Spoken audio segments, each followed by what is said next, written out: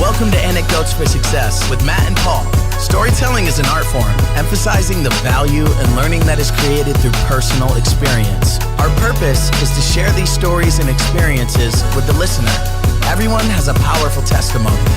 Let's use them to level up to our best life with truth, meaning, trade-offs, and perspective.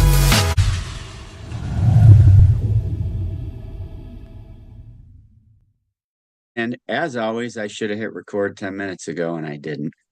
We swear a lot more when it's not recording, and Yeah. some things are personal that we're talking about, but then some things are very, I think very appropriate for what's going on and today, and I think worthy of whether it's today or in the future discussion. Yeah, and that's what we decided we might start doing a little more of because it's so hard to pinpoint times. So that means it's hard to get a guest on. We don't want to cancel. I mean, one of us could be on with the guest, but we don't want it to be some podcast where it's just full of a bunch of opinions. I feel like when we're going on our little rants, we're mostly asking questions to each other. It's not an opinion. You just don't understand sometimes why people see it other ways. And that's the fun of it, right? Yeah, it is. It is a fun. It's been an interesting time for a while.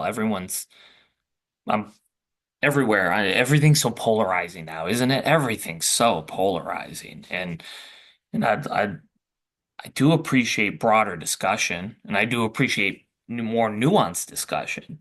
I think it's important. I think we're getting back to more of that, which I love. But the last few years, more than a couple, have been certainly polarizing. And we were just saying, I think before we hit record, that people are so dug in on their teams. Like, this is my team. And we're talking politically here more than anything. We're not talking the Jets or the Steelers or whatever, or the Bills who The Bills and unfortunately, Chiefs. you know, lost. Those cheater Chiefs, or refs or whatever. I'm just picking, of course, but everyone's so dug in on their team. It's like, this is my party, and no matter what that party says, and this is both sides. Yeah. Uh, Depending on the topic, but if my party says it, well, then that's what I think, and it's so bizarre to me. It's so bizarre. I didn't grow up like that. I never even heard parties. I mean, you heard them, but nothing like we've seen. It's just I always say I'm an issue guy. Like, stop with just tell me the issue. Tell me an issue, and I'll give you my opinion. To give me an issue, not you know the Republican side or the Democrat side. Give me the issue, and let's talk about it intelligently. And guess what? Whatever my opinion is, I promise you, in almost all cases, I can make an argument for the other side as well, because there's trade-offs and everything. But there's no nuance anymore. It's just like, you're right and I'm wrong, or you're wrong and I'm right, or whatever the case may be. It's rough. It's rough. Because I tell the students that your political science is what gets you into politics, and then your political philosophy is what keeps you there. And that thing ebbs and flows like the tides, man. Because there's only one thing worse than being wrong is you not being there. And so you start forming alliances and pick your team. And Yeah. anybody that says they have an answer to problems, like for everything, and it's their way or no way, I Yeah. don't Yeah. trust. I Right. don't care. I don't care who it is, because if you disagree with somebody because of trade-offs, they certainly have answers to some of the problems you have in your life. But you're choosing that's as dumb as saying only males should work because females shouldn't. You're gonna alienate 50% of the workforce just because. Even Yeah. though there's so many things every human being has to offer, and it makes the competition better, the Yeah. labor pool bigger. So Right. it's the More same thing brain with power. politics. Don't tell me your side's better than the other. I don't buy that for 2 seconds. Solve problems for me, which I don't feel anybody's doing. Well, unfortunately, because the solution to most of these problems are going to cause ripple effects elsewhere, trade-offs Yep. elsewhere. And that would be okay. That's okay. It's not okay or good or bad. It's just what it is. It's just what it is. It's the trade-off of the whole thing. So that you can't get around it. All you can do is mitigate it to whatever degree that whatever consequence you want to live with. It's like the California fires. You know, I hear so much talk about, insurance companies that dropped a bunch of people. Well, why'd they drop those people? Because the state wouldn't allow them to insure people at a rate that allowed the company to remain profitable and reduce their exposure and risks. So, what kind of business is going to insure any property anywhere in which their exposure is greater than, the risk and the exposure is greater than their ability to pay for it? I mean, would you do that in your personal life? No, of course not. No one would. But yet, we're going to we want to pretend that doesn't exist. We want to pretend that's not happening. Well, and maybe there was on one some people thought there was a good reason for it to make these companies abide by certain rules to protect people. Well, great, but what's the trade-off? They're going to dump the customers. And what's the trade-off of that? Well, God forbid a fire breaks out and now burns everything down. Now they're going to be not going to be covered. Well, what happens if you do let them cover them at whatever cost or costs they want the insurance company needs? What's going to raise premiums? That's going to be expensive and that's going to be difficult on people. Like every one of these has a problem to it. It's Yeah. just that's just well, that's just life. It's like, hey, I don't want to go to work. Okay, what's the trade-off? Well, I'm not going to have a job. I'm not going to make any money. Yeah, that's the downside. Well, then go to work. Okay, well then I don't have the free time. I don't have the freedom. Like there's nothing that doesn't go on. And which side do you want to pick, and which trade-off do you want to take? That's it. There's no solutions. As Thomas Sowell, one of my somebody I just love as an economist and as a philosopher in so many ways, there's no such thing as solutions, only trade-offs. But you try telling that to 98% of people you talk to. They think there's some overarching power who's going to solve problems with a sweep of a pen. It's It's not true. well, my one of my favorite guys, Milton Friedman. I mean, there's Mm, 4 ways to spend money, and the most efficient way is you spend your own money on yourself. yeah, You decide. yeah. Nobody tells you. Let the Then market do what it does. yep. Then you spend your money on other people. And I joke with the students, that's where you go buy a wedding gift, but you try to buy the one that's on sale. So it looks like you spent more than you really did. Again, it's your money, your choice. You spend other people's money on yourself, like inheritances, birthday presents, Christmas. You might be a little more flamboyant. Instead of put it in an investment account, you'll Because blow you it didn't on earn it. whatever, a gift, whatever. And then the last way is you spend other people's money on other people. Mm. And that's the government. And boy, is that easy to spend. Yeah. And you get to tell everybody what to give you. Yeah. Like it blows my mind. And I think there's even too many people now in society spending other people's money on themselves through the government. And I'm not trying to start anything, but anytime you get something like I'm going to get a pension in a few years, right? And you can say, "Oh, I worked 30 years for it, but man, what did I give up for that?" Yeah. The And now trade I want soon. more, and I want insurance, and I want this, and then when I'm 62, I want more money. Well, what if we teach kids when they're 18 to start saving so much that it doesn't matter what you have when you're 62 from anybody else? But you got to start at 18, 25, right? The Not sooner the better. 50. The sooner the Yeah. better. Sooner the better. So it's Unequivocally. I guess you never always see the full story. Every time I watch something, mostly online or streaming now, news wise, I don't care if I agree with it or not. I'm always wondering what's the other side? Because you're right, there's always a trade off.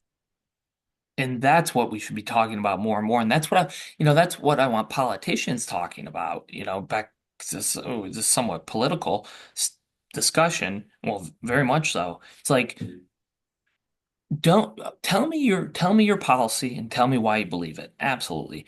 And then tell me what the trade-offs are going to be. And They if you never do that. and if you can't, then either A, you're being dishonest, or B, you haven't thought about it and you don't know. And both of them are horrible. So, if I were to come to you, Paul, and give you a solution, to whatever question is, I promise you there's a trade-off you got to make somewhere else. And if I'm not willing to be open about that as well, I'm not someone who should be giving advice. I'm not someone you should be listening to, and vice versa. I'm just using us as an example. You know, it's a discussion I have with people all the time. Hey, I wanna change my future. I want to have more. I want to travel more. I want to have more for retirement. You want more for retirement? I'm going to need you to work 5 more years more than you plan on it. Oh, well, I don't want to do that. Okay, well, how about let's cut out your personal expenses. We're going to reduce those. We're going to eliminate the fancy car you have. We're going to take that down. I see you go on vacation twice a year. We're going to cut that down to one. Oh, I don't want to do that. Okay, then let's get you a second job. You're gonna bartend on weekends, or you're gonna, you're gonna tutor, or what? Nah, I don't want to do that. I want to spend my time. It's like, okay, I don't know what to do for you. But all right, go buy some lottery tickets. That's my advice. Go buy a lottery ticket because that way maybe you'll get lucky, and then you don't have to take a trade off. But you are spending money on something that's a waste. So, there's a trade there somewhere. It's the people's unwillingness to accept it that's frustrating. The old fool's tax, the lottery tax, they say 80% of tickets are bought by the 20% lowest income earners. Yeah, why would that be? Why do you think that is? I mean, is it because the 20th lowest percent income earners probably have the lowest level of education on income would be on finances would be my guess. I think it's an education issue. It's not that they're dumb. It's not that they're incapable. I don't think any of those things. I think that, it's a lack of knowledge in an area, just like there's areas I have. You come to me and say, "Hey, Matt, we're gonna get into chemistry today." I'm in your bottom 20%, Paul. I don't know a thing. You know what I Yeah. mean? Auto So mechanic stuff, same yeah, thing, yeah, Matt, let's go. We're gonna go fix cars together today. Well, I'm gonna need some education because I don't have a clue. And there's people who fall in categories all over. It doesn't make me dumb. It makes me uneducated on it. Let So me I'm gonna let make me some ask poor decisions.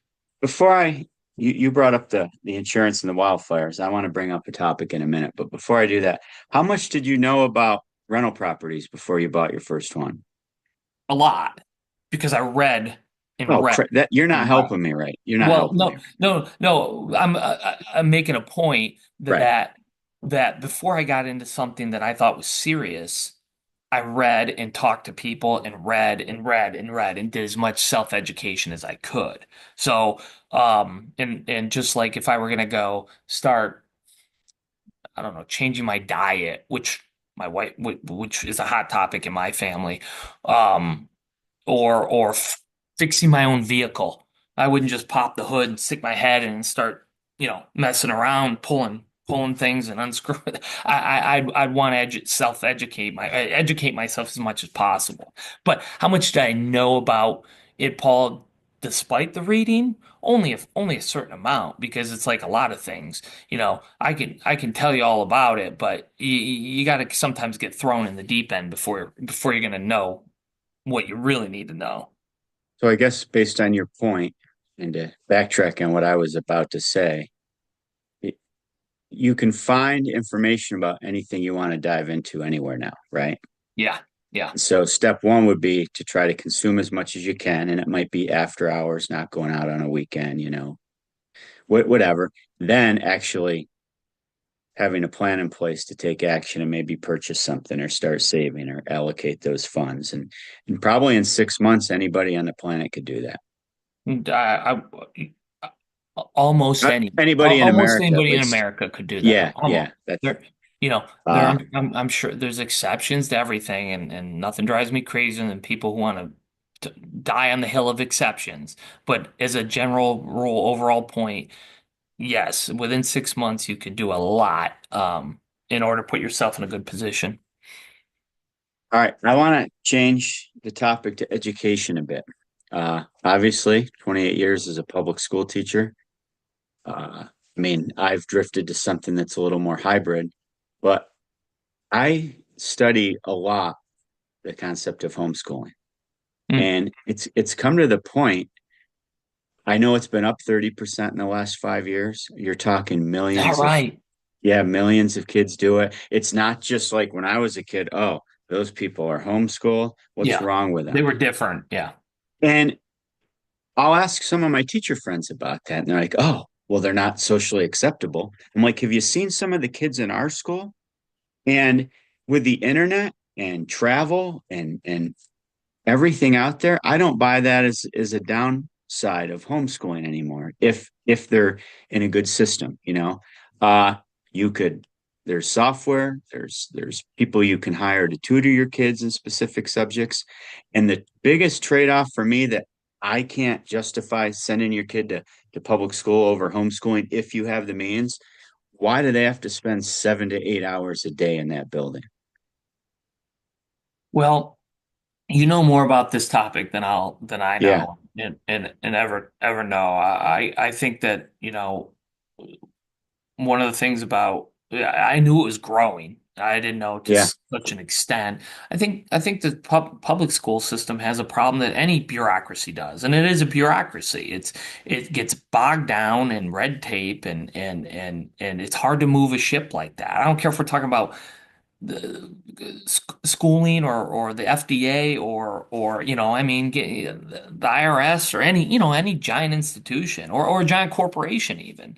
Um, but giant government institutions also lack one of the biggest incentives that exists, which is the profit incentive, which there are some trade-offs in that as well, good and bad, right? But one of right. the well, I won't back off my trade-off earlier discussion, or we won't, but you know, there are some, there are reasons it's growing by leaps and bounds, and you know, and it'll be interesting to see what that continues to do. But I mean, one of the downsides, and I'm a parent, two kids, one adult and one kid, neither of which are in school or allowed to be in school at their ages right now. One's Right. 25, one's one.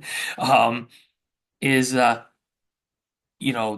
what I know about homeschooling now versus what I did when my older daughter was in school, what the difference in the perception between what it was like when I was in school and you were in school versus now, they're vastly different.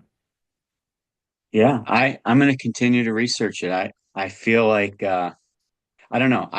You know me with what I teach. I feel every senior in high school should spend time out of their day visiting mentors, exploring careers, maybe even just working half the day, because there's got to be some hybrid between just cuddling in your school as a senior for 7 hours a day and then jumping out with debt at a land far away in a dorm room, or just saying go in the real world because you need skill sets and guidance. It's different than it was in the 50s, right? Yeah. And I mean, what a better way to spend 8 months, a couple hours a day exploring that, so you're better off when you turn 18. And then I go as far as it could start at any age. I mean, That's what I was there's going to say. That's there's what I was going to say. online, there's library groups, there's play groups, I mean, you go skiing. I mean, I Yeah. don't know. I'm not saying either's right or wrong. I guess I'm saying I don't blame people that have the means or the time. It doesn't have to be means necessarily to to do that with your child or a collection of children. I don't see how it's a bad thing. Just like I don't think public education is a bad thing, even though there's bad actors there, right? I Like don't there is think everywhere. yes. And I'm going to keep researching it because I'm intrigued by it. My kids are all grown, but makes you wonder what you do. Yeah, I'll back up to what you just said before that. I think doing it as seniors is great, but it's why not sooner? Why not much sooner? Getting e- exposure, and exposure to a variety of things in a healthy way. I don't see how I don't see how that's bad. I mean, I think that is such an opportunity for kids to explore and and drive relationships and see the world in a different way. And like you said, well, things are different in 2025 than they were in 1925 and Right. 1955, and they'll be different in 2055. Yes. And what we need in anything is the ability to adapt as quickly as possible and make positive changes. And, you know, that's a problem with large organizations. They don't move quickly. And then you get people who are financially incentivized to keep things status quo and or reputationally incentivized, and you have problems because of that. So, you know, what I'm after is probably the same thing you're after, is what's the best outcome for the majority of kids, right? What's the best possible outcome we can have for kids to, for their sake, to drive society forward, to drive the country, the world forward in positive ways. And just, I think exposure to other things is better than not. Yeah, well, vocational schools are bursting at the seams right now. They hardly have enough seats because how do you tell a kid not to go learn welding or cosmetology or automotive or building or conservation? Even if you end up going to college, which a lot of them do, Sure. have a skill that can make you money, not necessarily relying on other people.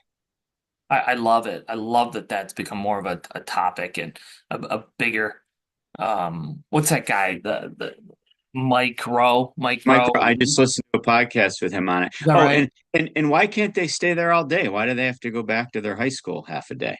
It's Like, a good question. I'm sure there's someone who could argue why that's important. I don't know. You'd know better than I. yeah, no, there's some valid It, points, it, but it doesn't have. would depend on the age, I'm sure, and Yep. a variety of things. There's some nuance, of course, to that, but you Well, know, yeah. I'm gonna interrupt you quick. I've had two kids in the 10 years I've been up there teaching that honors program.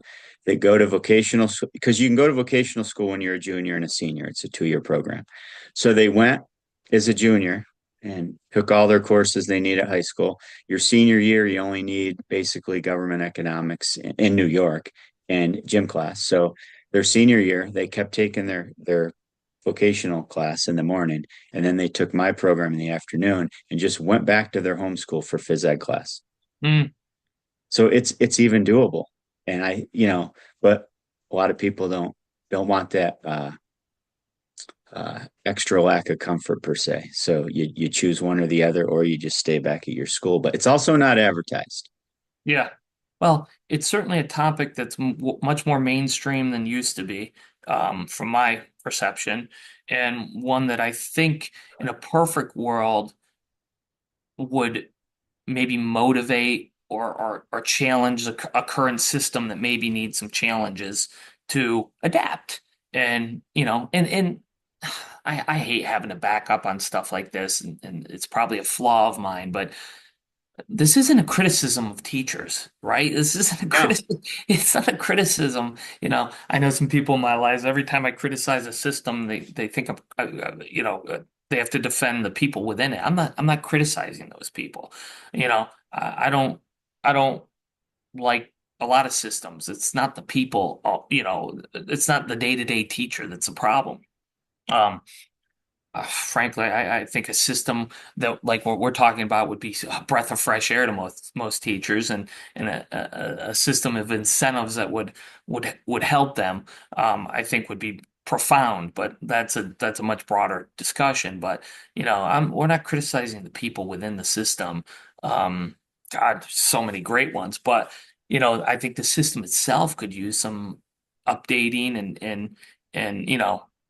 I'm hopeful that a discussion on this and the market moving to other options will make the system adjust, and that's the importance of a market. for example, I mean, One of them. I have kids 2 hours a day, and I think of all we accomplish. Okay, uh, why can't teachers in normal high schools have a class for 2 hours a day, and they just don't take as many classes? Like, Mm, at some point, all right, you don't need trigonometry at some point, or you don't. I mean, I almost wish inside a school it was more like a one room schoolhouse mentality okay. sometimes because the relationships aren't being built. Uh, I mean, but there'd be less workload. I think there'd be less testing, and there's a lot of teachers that could maybe expand what they do in their craft, not just to their community, but to other communities. Yeah. Like it doesn't have to be set in stone that your little 30 by 30 classroom with 25 kids in it for 40 minutes is what you were meant to do. You're meant to reach a lot more people than that. That's what I'm saying. Yeah. No, Uh, I agree. It's like, and again, so many people I think get passionate. They're passionate about what they do when they get in, and then over time it seems to dissipate for far too many. Not everyone, but far too many. And like it's like yeah, I love talking business and finances and those kinds of things. But I promise you, when it's 5 o'clock, I don't go, "Oh, okay, well, I'm not going to talk about this anymore. I'll get back on this at 9 o'clock tomorrow morning." Like you don't do that when you're passionate about something. You look for opportunities. You look for ways to be involved, to do more, to reach more people, to influence more people in the direction that you think is important and passionate about.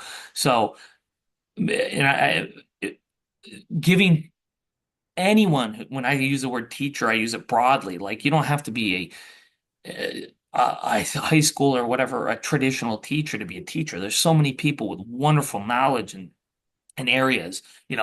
My father-in-law, who's been welding for 30 years, imagine what he could teach people, right? And he's not a welding teacher, it's just what he does. Like, if you're passionate about that stuff, getting into communities to it's help people learn just seems to me such a natural.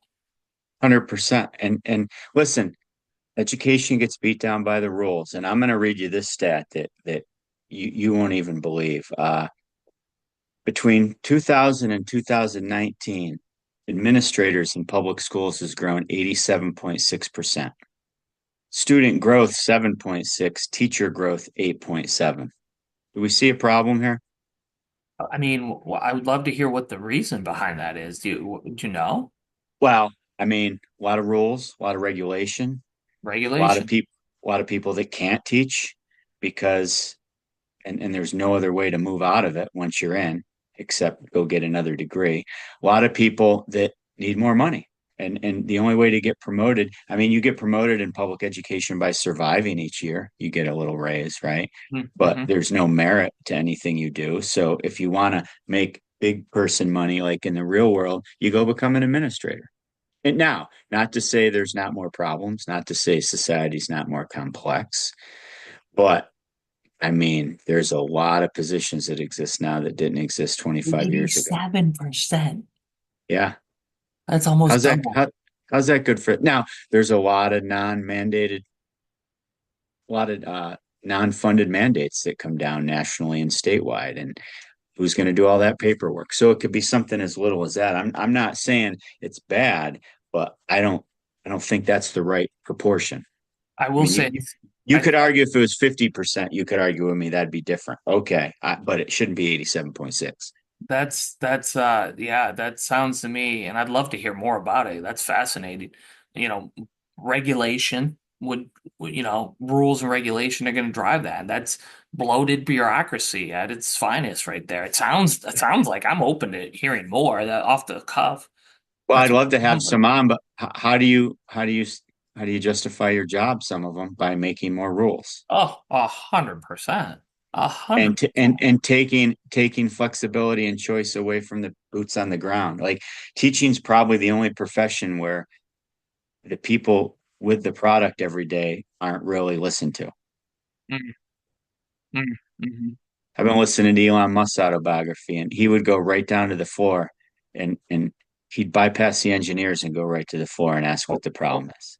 Paul, and I can be so much better at it, but I'm always telling myself, my team, like, we need to talk to people on the front lines. Those, Right. those are the people who under, understand the day to day. You know, that they're the ones dealing with it. It's so true. And teachers, of course, would be the same kind of things. And it's a good lesson, I think, for any of us. It's I mean, Paul, you were on the front lines. I've been on the front lines before. We've all been on the front lines in some areas. In the understanding there is often so much different. Well, the biggest problem, kids are kids. They're awesome. I mean, I've been doing this a long time, and I think I talk about this subject more. Not because I'm disheartened or jaded or anything. I just have a lot of experience and I've seen a lot of change happen. I've seen a lot of changes change, then come back to the original change Mm. just because. But the problem now is whenever there's a conflict, the student usually has more people to turn to for support than the teacher does, or help, or a Yeah. decision, Okay. or to You would help know. Yeah. advocate for. Interesting. Yeah. So a lot of people just stay quiet and put your nose to the ground and do your job, and Yeah. and it'll change. It always does Yes. Exactly. These things ebb and flow.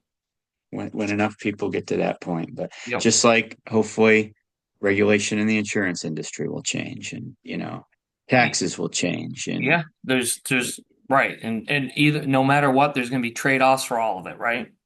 yeah. And we thought, we'll wrap up here. We thought we'd just start talking about this stuff a little bit. And at the end of the day, I know I I think the best answer to all these problems, like from a ground level, is just to find how to play the game, right? I mean, unless I run for office, unless I become an administrator, unless I lead the Department of Education, and unless you're head of some economic forum, we're not going to change it. So how can you set yourself up to be less vulnerable to it? And that's the stuff that we hold near and dear to our hearts. Start investing when you're 18, learn Yeah. skills, get a side job, buy assets, don't spend as much on liabilities. Like that's the reason. It's not to be necessarily so independently wealthy you just sit on a beach the rest of your life. It's so you have more tools to to survive and fight back when all these things out of your control happen to you.